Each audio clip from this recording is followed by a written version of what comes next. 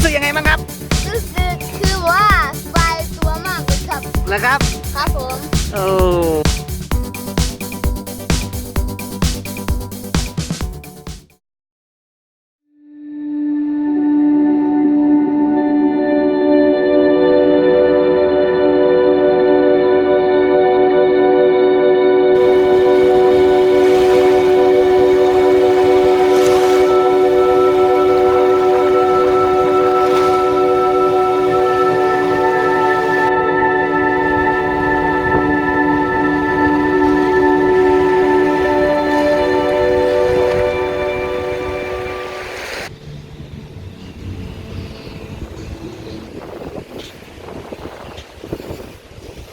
หรือเราจะปีนตรงนี้ไปเลย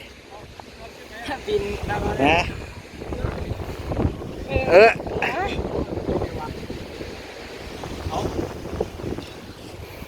นี่เดียต้องมุดฝั่งนี้ไปเดีย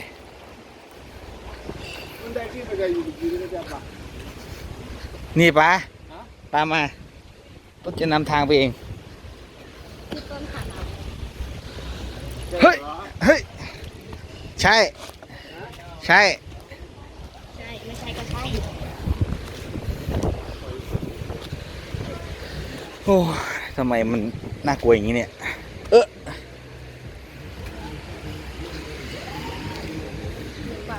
มันไม่มีใครมาแล้วเนี่ยตรงเนี้ยดูเดียวดูชุดบุกป่าตะกอนบอกแล้วใส่ผ้าใบมาถูกต้องที่สุดแล้ว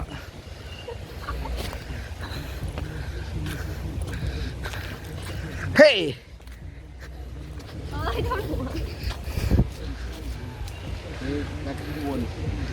นี่ก็ทางไปแต่มั้งเนี่ยที่ถูกคิดผิดไปได้มาเนี่ยนี่ไงแล้วต้องเดินตรงไปอีกนี่เดินตรงไปตรงนี้ตรงไปอีกเลยตายเราอะ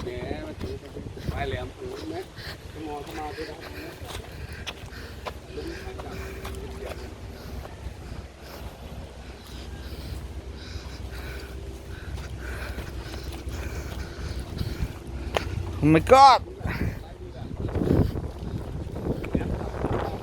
ไม่มีทางปีนก็มีอยู่ทางนี้ก็มีเดี๋ยวต้องปีนเลยนะฮะขึ้นอีกใช่ไหมขึ้นไปข้างบนดีกว่าเฮ้ยเฮ้ยโอ้โหทางให้มันทางคือไปใช้ได้ขึ้นไปเฮ้ยเฮ้ยเฮ้ยเฮ้ยเฮ้ยโอ้มุมนี้ไม่ค่อยจะมีคนมาเที่ยวนะครับ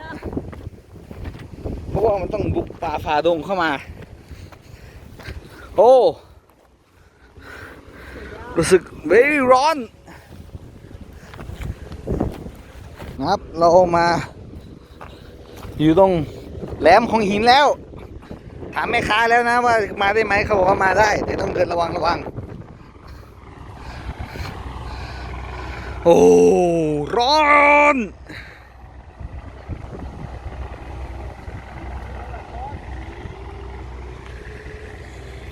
วันนี้เราก็พาเจ้า S10 Plus นะครับมาเที่ยวถ่ายด้วยมือล้วนๆเลยเพราะเราไม่ซื้อขาตั้งกล้องไม่ทัน